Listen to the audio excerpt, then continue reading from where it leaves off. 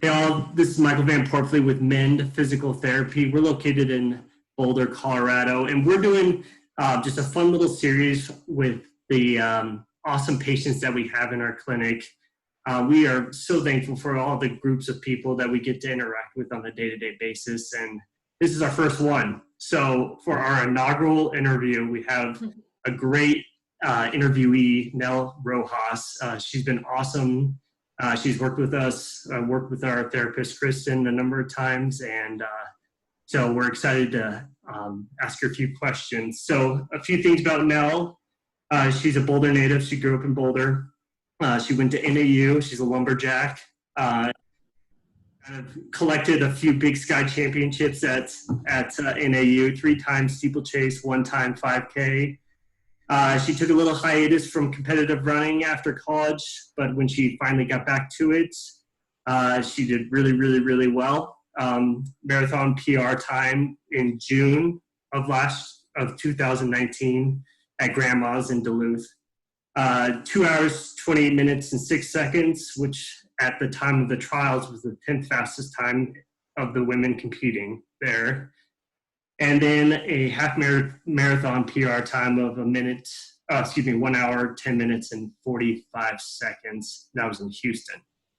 So she's awesome, skilled runner, and we're really excited to just ask her a few questions. So thanks, Nell. Thanks for coming on. Yeah, good research, man. Yeah.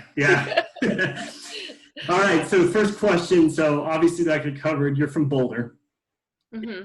Yeah. I'm just interested. What was it like growing up in Boulder? It sounds like you were an athlete all your life. You played basketball in high school. What was it like growing up?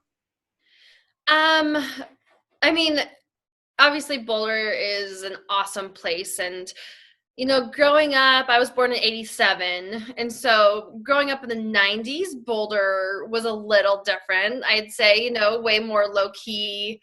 A little bit less money than it has now. It's all of my friends and myself included, we all grew up in upper middle class families, and both parents worked, and so I'd say it was, I was immersed in a running family. Obviously my dad won the first Boulder, and so we were a big running family, and I have 2 older brothers that also ran. And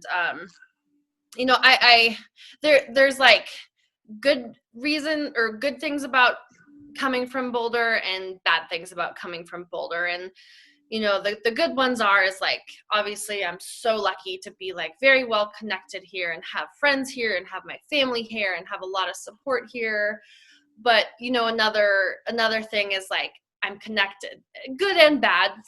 I'm connected to my name, I'm connected to the Rojas name, which, it's hard to be your own person when my dad is, locally famous. And then, I'd like to get out. I'd like to live other places, but getting out of the bubble is ridiculously hard, as all of us here know. But I think, you kind of take it for granted growing up. You think it's normal to have these beautiful mountains in your background and these ski areas here. And you think that's life until you go away to college and you're nope. And then everyone that leaves from Boulder High comes back the next year, transfers back to CU, and they're get me back. So, overall, I'm very lucky and happy to be from here, but it does have its downsides. Yeah, so it seems like, obviously, like you mentioned, your dad was a really, really great runner in his time, and it just seems that it's beautiful being from Boulder and having a lot of really good connections. But did you feel like you had some pressure from your dad's success as a runner? And it sounds like you mainly it sounded like you really liked basketball. That's what I heard, is that you really enjoyed basketball. But did you feel like you had this kind of pressure to go down the running route because of your dad's success?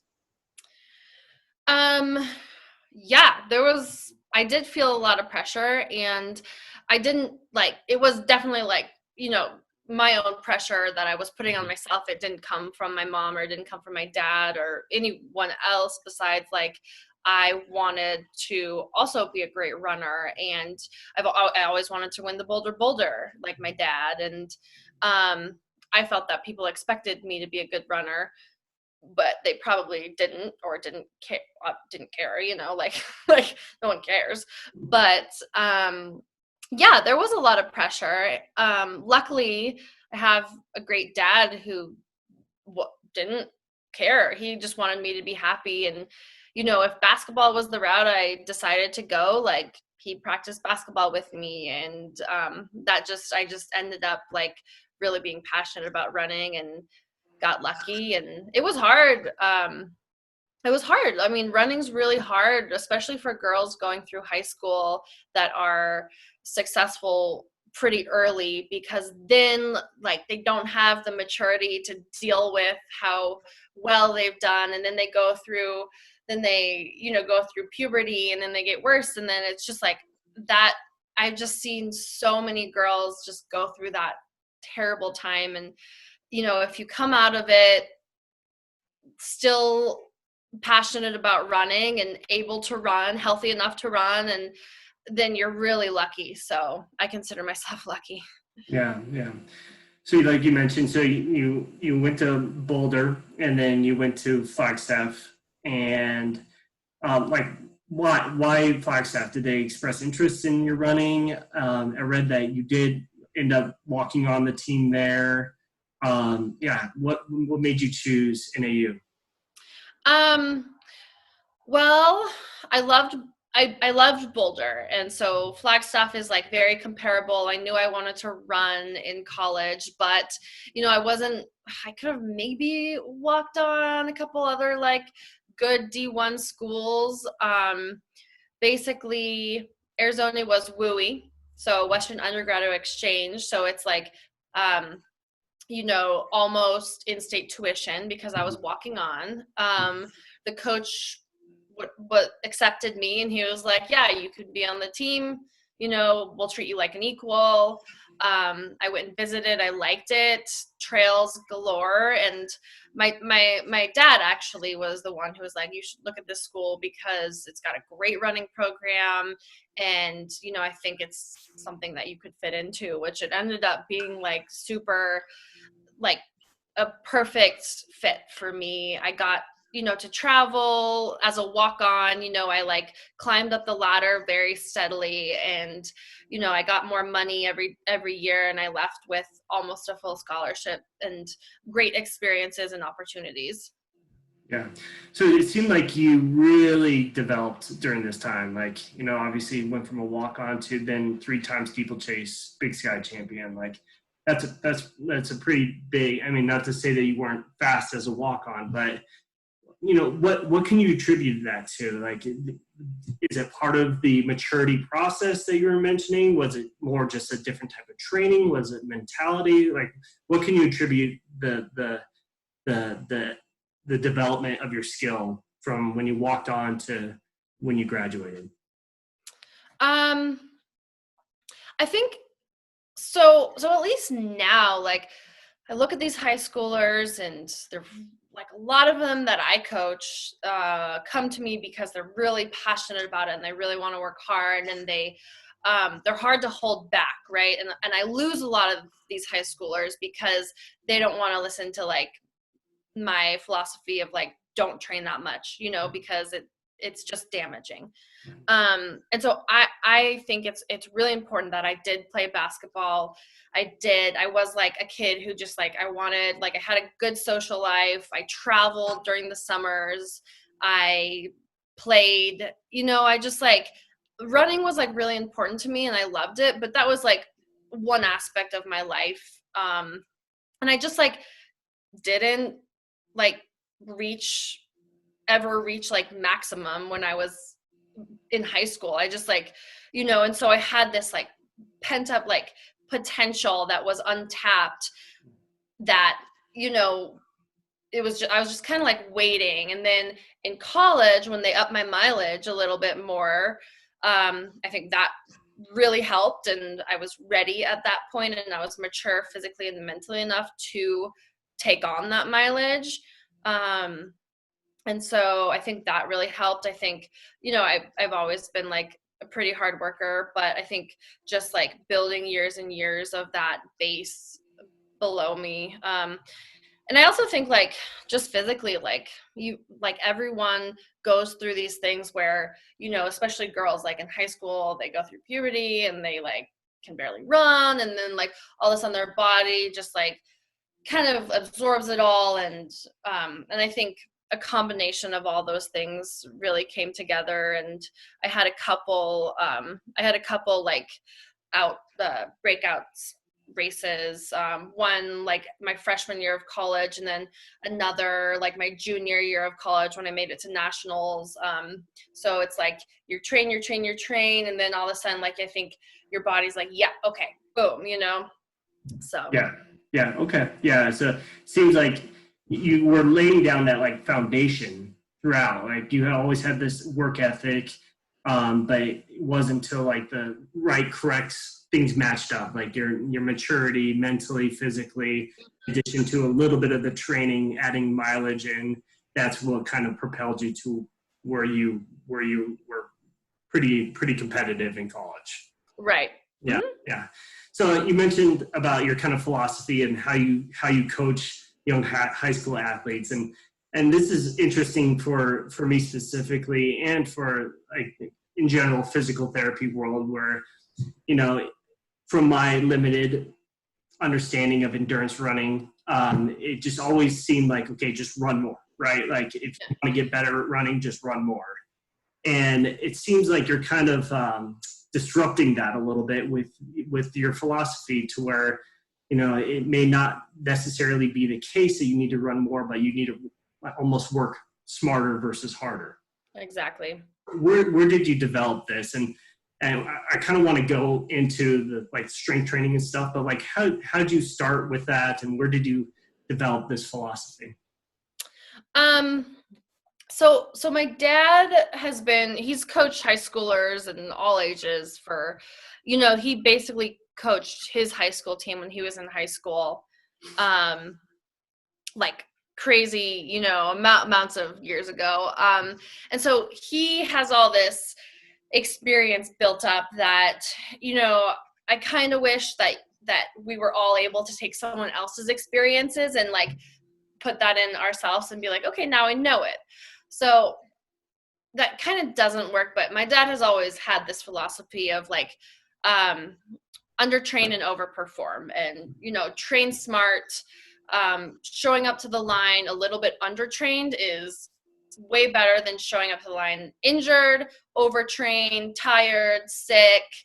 And the thing is, I think, and now, I have, I started coaching in 2006. So now I have a bunch of years under my belt where every year I'm like, oh, that's why he says that. Oh, okay. So every year, especially now that I've coached a whole 100 people at Boulder High, 100 high school kids at Boulder High, and there you see your mistakes. Like when you make mistakes, you see them in big portions. And kids that they come into high school, they're like 13, 14, and they try to run every day. Their coaches, or they're trying to run 6 days a week. You're like, I mean, 90% of them are injured. And you're just like, this doesn't make any sense. And why don't people change the way they coach? Like these kids, they can run, coming in freshman year, I would have kids run 3 days a week. And then the other 2 days do strength training to set a foundation so they can do heavier strength training later, or be able to run more later, or even run that 3 days a week. And then cross train, because they haven't developed strength. Their muscles cannot handle their their skeleton can't handle the pounding. Running is just hard on these kids who are either A, going through puberty, B, haven't gone through puberty. Their bodies, you just realize super quickly that they cannot handle it. Mm-hmm. Yeah. So it seems like the ability to like strategize different sorts of training and implementing that into your programming has been successful, especially for developing ages, right? Like the kids who are in the developing years, high school kids. It seems like that is more often very important versus just, loading them down with mileage and kind of going from there. And right. And then another thing is that they respond so quickly. yeah. Like, you're like, all right, let's do some strides here. And like 2 weeks later, you're like, okay, well, those strides helped. So they need like a fraction of like what, an adult needs, who just like doesn't respond because, we're older. So it's like, just give them a little bit. Like, we like to use the comparison of like racing horses. Like, those, you take the horse out, the champion horses, they like do a breeze through mile or something, at like 80%, not even all out because they can't get injured. And then they do some strides and that's all they do. And then they go back in, a couple times a week. So it's like, I like to train my kids like horses. Mm-hmm. Yeah. Yeah. Okay. I love it. So underprepare, but underprepare, but really compete when you get to the line. It seems like that's it. You have that winner's mindset when you get to the line.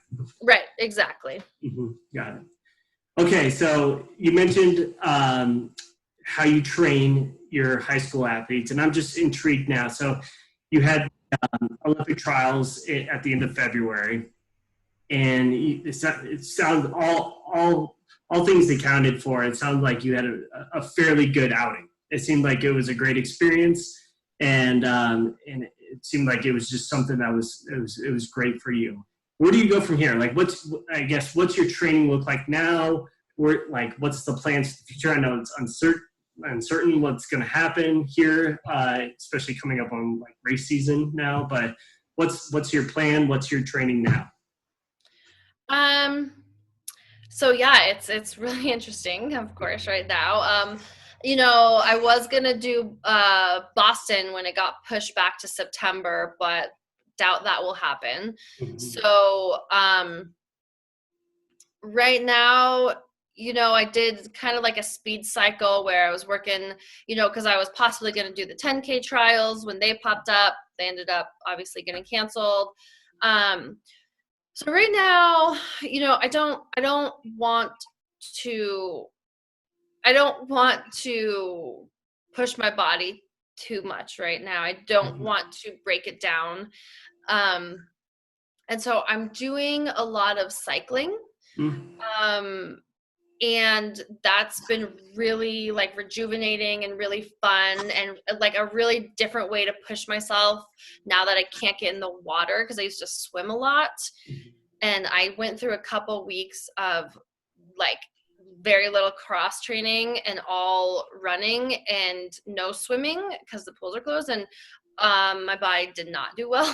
So I have to go with what my body can do. And so so right now I'm doing a lot of cycling, a fair amount of running with a couple quality sessions in there, but I'm not trying to push them too hard right now. There's no reason to. And then, I was on my bike today and I was like, I'm going to do an Ironman. There you go. I was like, I'm going to crush an Ironman, because when you're on your bike, you're like, yeah, I feel really good. So we'll see. Yeah. Well, hopefully things clear up in time for at least the Boulder one to open up for you. Yeah, we'll see. Yeah.